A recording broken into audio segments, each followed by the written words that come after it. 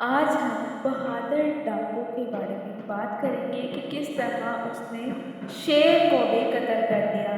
السلام علیکم ورحمۃ اللہ وبرکاتہ۔ یہ قصہ سعودیہ عرب کے شہر ریاض کے قریب ایک علاقے یمامہ میں پیش آیا۔ اس علاقے میں آج کل الہرج واقع ہے۔ اس قصے پر بنسبت کئی صدیاں بیت چکی ہیں، مگر یہ داستاں آج بھی نہایت دلچسپ اور سبق آموز ہے۔ یہ پہلی صدی ہجری کے آخر کی بات ہے۔ اموی خاندان کی حکومت قائم ہو چکی تھی۔ دمشق میں ولید بن عبد الملک مسلمانوں کے خلیفہ تھے۔ عراق اور اس کے مشرقی علاقوں کا گورنر حجاج بن یوسف تھا۔ یمامہ کے لوگ کئی مہینوں سے خوف و ہراس میں مبتلا تھے۔ راتوں کو ڈرتے ڈرتے سوتے تھے۔ سڑکوں پر سناٹا چھایا تھا۔ لوگ کم ہی گھروں سے نکلتے تھے۔ کسی وقت بھی کوئی حادثہ رونما ہو جاتا تھا۔ ہر ایک کو یہی خوف لاحق تھا کہ اگلا شکار وہی ہوگا۔ وہ کوئی بڑا دبنگ اور دلیر قسم کا ڈاکو اور رہزن تھا جو دن دہاڑے لوگوں کے اموال اور مویشی لوٹ کر لے جاتا تھا۔ اس نے لوگوں کی نیند حرام کر دی تھی۔ ایک دن کچھ نوجوان اکٹھے ہوئے اور کہنے لگے، ہمیں اس کا مقابلہ کرنا چاہیے۔ ظہر کا وقت تھا اور ڈاکو نہایت اطمینان سے سڑک پر بے خوف و خطر گھوم رہا تھا۔ نوجوانوں نے اسے للکارا تو وہ لپک کر آیا، ان سب کو آڑے ہاتھوں لیا اور نہایت بے دردی سے مارا۔ ان کے جسم سے خون بہنے لگا۔ تھوڑی ہی دیر میں یہ نوجوان مقابلہ چھوڑ کر بھاگ کھڑے ہوئے۔ لوگوں میں اور زیادہ خوف و ہراس پھیل گیا۔ وہ کہنے لگے، یہ کوئی عام لٹیرا یا ڈاکو نہیں، بلکہ یہ تو کوئی شیطان ہے۔ بھلا اتنے نوجوانوں کا مقابلہ ایک آدمی کیسے کر سکتا ہے؟ اس نے کتنی دلیری اور مہارت سے انہیں مارا ہے۔ بلشبہ یہ رہزن ڈاکو کے روپ میں کوئی شیطان ہے۔ ہر جگہ، ہر مجلس، ہر گھر میں اسی کی باتیں ہوتی رہتی تھیں۔ رفتہ رفتہ اس ڈاکو کی خبریں ایک محلے سے دوسرے محلے تک، ایک بستی سے دوسری بستی تک اور ایک علاقے سے دوسرے علاقے تک پھیلتی چلی گئی۔ یمامہ کے گورنر کو بھی یہ خبریں پہنچ چکی تھیں۔ اس ڈاکو کی کارروائیاں مسلسل بڑھتی چلی جا رہی تھیں۔ ایک دن یہ خبر حجاج بن یوسف تک پہنچ گئی۔ اس کے غیظ و غضب کی انتہا نہ رہی۔ وہ کہنے لگا، بڑی حیرت کی بات ہے کہ صرف ایک ڈاکو نے سارے علاقے کا امن غارت کر رکھا ہے۔ اس نے فوراً یمامہ کے گورنر کو خط لکھا کہ اس ڈاکو پر جلد قابو پایا جائے، اسے قتل کر دیا جائے یا قید کر کے میرے پاس روانہ کیا جائے۔ گورنر کو خبر دی گئی، اگر اس نے ڈاکو کو زندہ یا مردہ گرفتار نہ کیا تو اس کو معزول کر کے نیا شخص گورنر بنا دیا جائے گا۔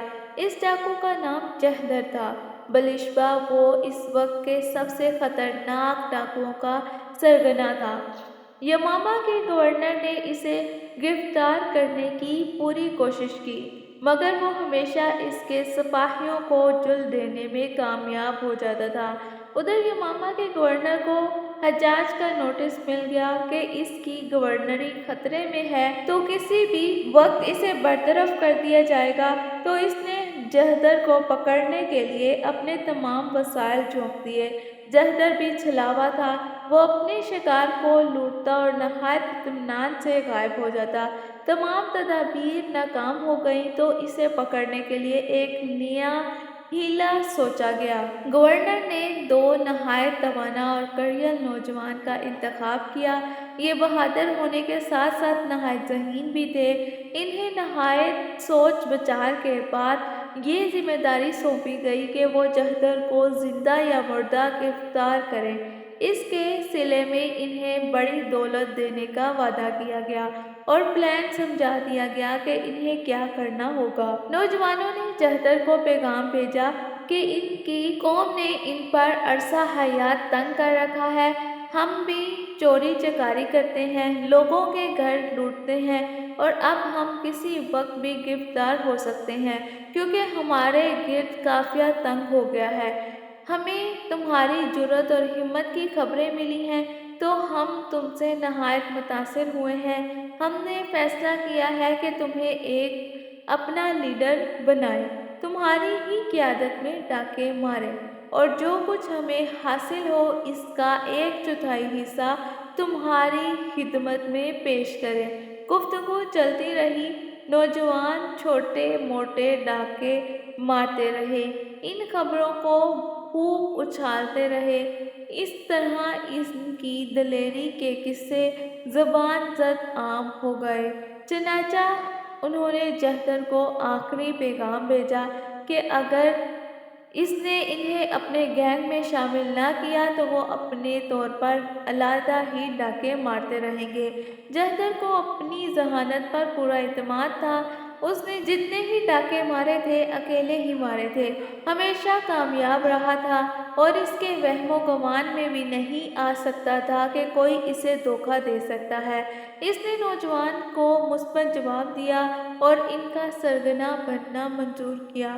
اب انہوں نے مل کر ڈاکے مارنے شروع کر دیے۔ اس نے انہیں یکے بعد دیگرے کئی مقامات پر بھیجا۔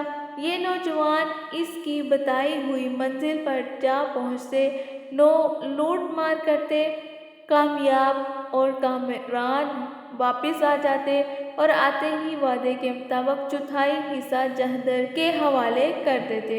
اب جہدر کو یقین ہوتا جا رہا تھا کہ یہ نوجوان میرے لیے نہایت مخلص ہیں۔ ان پر اس کا اعتماد بڑھتا گیا۔ جب نوجوان کو یقین ہو گیا کہ وہ ان پر اعتماد کرنے لگا ہے تو انہوں نے فوراً اپنی اصل ڈیوٹی پوری کرنے کی ٹھانی۔ چاندنی رات تھی، ٹھنڈی ہوا تھی، خاموش فضا تھی۔ یہ لوگ ایک بڑی واردات کے بعد اپنے ٹھکانے پر پہنچے۔ یہ سب بہت تھکے ہوئے تھے۔ جہدر نے فوراً اپنی تلوار اتار کر ایک طرف رکھ دی اور گہری نیند سو گیا۔ ٹھنڈی ہوا کے جھونکے نے اس کی نیند پر اور زیادہ غفلت طاری کر دی۔ ادھر نوجوان موقع کی تاک میں تھے۔ انہوں نے ایک دوسرے کو اشارہ کیا۔ انہوں نے پہلے ہی سے ایک مضبوط رسی تیار کر رکھی تھی۔ وہ بجلی کی تیزی سے اٹھے اور آنن فانن جہدر کے ہاتھ پاؤں نہایت مضبوطی سے جکڑ دیے۔ جہدر کی آنکھ کھلی تو اس نے اپنے آپ کو کشتی طوفان میں پایا۔ اس کی آنکھوں سے چنگاریاں نکلنے لگیں۔ وہ دھاڑا مگر اس کے منہ میں کپڑا ٹھونس دیا گیا۔ ادھر پولیس کو بھی مدد کے لیے بلا لیا گیا اور پھر اسے گورنر یمامہ کی خدمت میں لے گئے۔ بلشبہ یہ نوجوانوں کا بڑا کارنامہ تھا۔ گورنر نے اس مجرم کی گرفتاری پر اللہ کا شکر ادا کیا، نوجوانوں کو انعام و اکرام سے نوازا۔ تم نے بہت بڑا کام انجام دیا ہے۔ اس خطرناک ڈاکو سے لوگوں کو نجات ملی۔ اس نے فوراً پولیس کا ایک دستہ تشکیل دیا اور زبردست نگرانی میں حجاج کے پاس بھجوانے کا بندوبست کیا۔ جب لوگوں کو اس ڈاکو کے پکڑے جانے کی خبر ملی تو وہ بہت خوش ہوئے۔ ہر شخص کی خواہش تھی کہ وہ اسے دیکھے۔ چنانچہ جب جہدر کو حجاج کے پاس پہنچانے کے لیے قافلہ روانہ ہوا تو سڑکوں پر لوگوں کا بڑا ہجوم جمع ہو گیا تھا اور سب لوگ اس نامور ڈاکو کو دیکھنے کے لیے ٹوٹ پڑے۔ لوگوں کا خیال تھا کہ وہ کوئی بہت بھاری بھرکم شخصیت کا مالک ہوگا، خوب موٹا تازہ لمبا قد کا نوجوان ہوگا جس نے سارے علاقے پر اپنی دھاک بٹھا رکھی ہے۔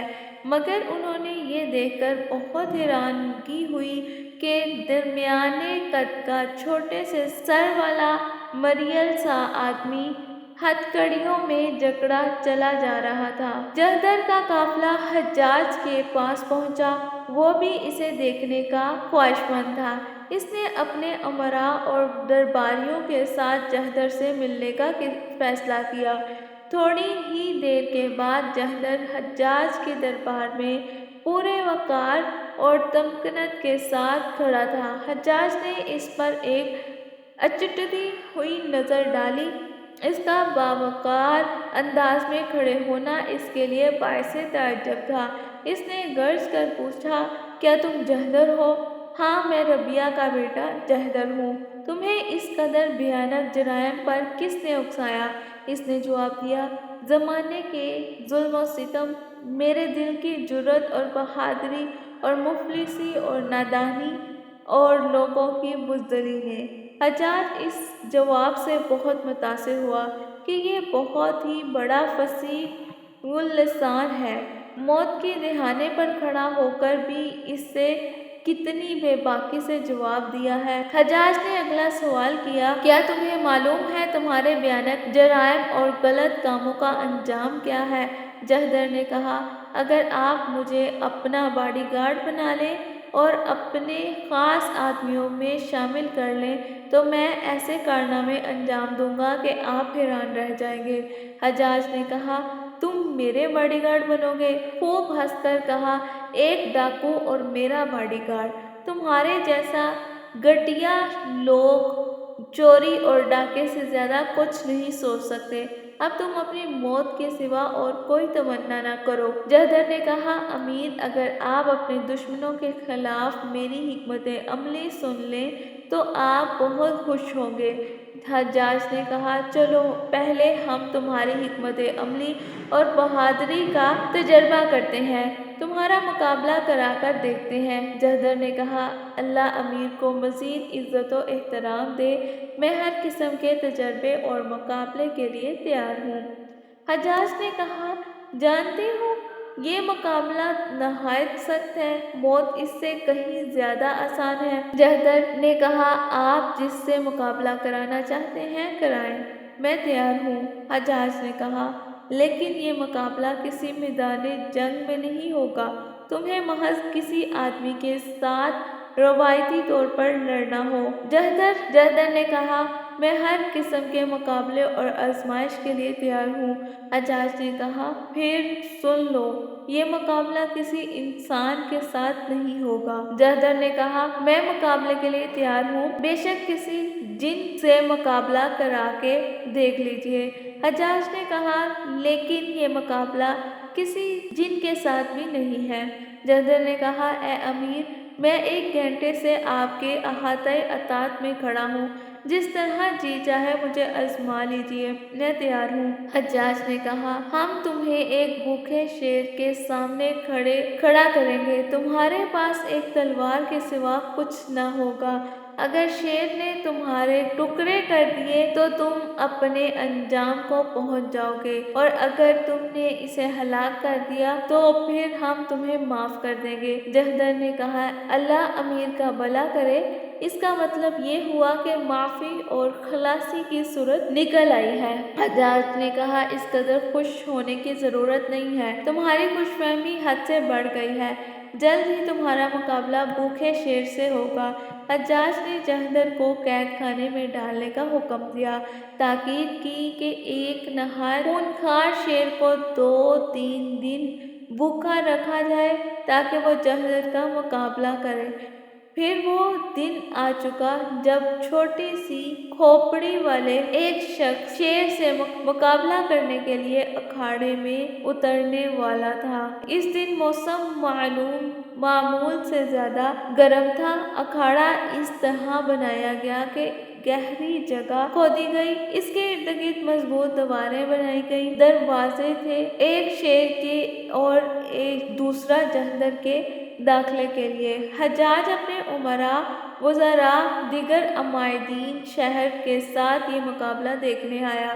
عام لوگ بھی سخت گرمی کے باوجود وہاں جمع تھے۔ لوگوں کے دلوں میں جہدر کے لیے شدید نفرت تھی، مگر اس کے باوجود انہیں خیال آتا کہ جب اب وہ بھوکے شیر سے مقابلہ کرے گا تو انہیں جہدر سے ہمدردی ہونے لگی۔ حجاج نے مقابلہ شروع کرنے کا اعلان کیا۔ شیر کے پنجرے کا دروازہ کھول دیا گیا۔ شیر نہایت شدت سے دہاڑتا ہوا اکھاڑے میں داخل ہوا۔ وہ بھوک کے مارے بے چین تھا، اکھاڑے میں ادھر ادھر بھاگنے لگا۔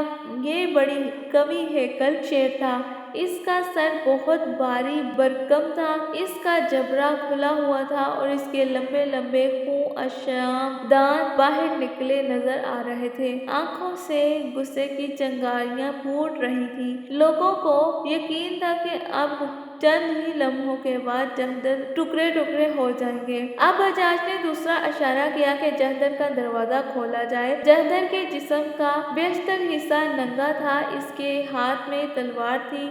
اس نے حجاج کے ساتھ آ کر اپنی گردن اٹھائی، تلوار کو حرکت دی اور پوری قوت سے بولا، اللہ امیر کو عزت و احترام دے، ممکن ہے میری زندگی کے آخری لمحات ہوں، اگر میں کامیاب ہو جاؤں تو میرے لیے معافی ہے؟ حجاج نے کہا، ہاں، اگر تم نے فتح پا لی تو میں تمہیں معاف کر دوں گا۔ سپاہیوں نے جہدر کو اکھاڑے میں دھکیل دیا۔ جہدر اکھاڑے میں نہایت بے خوفی سے داخل ہوا، یوں لگ رہا تھا جیسے وہ کسی ہرن کا شکار کرنے جا رہا ہو۔ جب شیر نے ایک آدمی کو اکھاڑے میں داخل ہوتے دیکھا تو زور سے گڑایا۔ حاضرین کے دل دہل گئے، بڑے بڑے بہادروں کے پتے پانی ہو گئے، خوف کے مارے بڑے لوگوں نے اپنی آنکھیں بند کر لیں۔ ادھر جہدر بے باکی سے شیر کی طرف بڑھا اور شیر کو مخاطب کرتے ہوئے یہ شعر پڑھے، ایک طرف یہ شیر ہے اور دوسری طرف دوسرا شیر مشکل میں ہے، جبکہ دونوں شیر نہایت طاقتور اور خوفناک ہیں۔ لوگ حیران تھے۔ جہدر نے لوگوں کی توقع کے خلاف شیر کی طرف بڑھنا شروع کر دیا۔ ادھر شیر زور سے گھرایا، شیر نے اسے اپنی طرف آتے دیکھا تو اس پر چھلانگ لگا دی۔ ادھر جہدر بھی تیار تھا، فوراً ایک طرف ہٹ گیا اور پھر اچانک پلٹ کر شیر پر ٹوٹ پڑا۔ شیر اٹھ ہی رہا تھا کہ تلوار کا ایک کاری وار اس پر پڑا اور وار اگرچہ بھرپور تھا مگر مہلک نہ تھا۔ شیر نے پیچھے کی طرف جست لگائی، زخمی ہونے کی وجہ سے وہ مسلسل دہاڑ رہا تھا، اس کے بدن سے خون کا فوارہ ابل رہا تھا۔ اس نے نہایت خوفناک انداز میں اپنا جبڑا کھولا، اس کے خونخوار دانت اور تیز ہو گئے۔ وہ جہدر پر حملہ کرنے کے لیے پلٹا ہی تھا کہ جہدر بجلی کی طرح آگے بڑھا اور اس کی گردن پر ایسی کاری ضرب لگائی کہ گردن کٹ کر شیر کے دھڑ کے ساتھ ہی جھولنے لگی اور شیر دھڑم سے زمین پر جا گرا۔ لوگوں نے فلک شگاف نعرہ تکبیر بلند کیا اور جہدر نے ان کی نفرت محبت میں بدل دی گئی۔ آج تک اتنا بہادر شخص کسی نے نہیں دیکھا تھا۔ لوگ کہہ رہے تھے کہ کاش اس شخص کی بہادری اور عظمت اور قوت، طاقت و قتل و غارت اور ڈاکہ زنی کے بجائے نیکی کے کاموں میں استعمال ہو۔ جہدر نے اپنے چہرے سے پسینہ پونچھا اور حجاج کی طرف بڑھا۔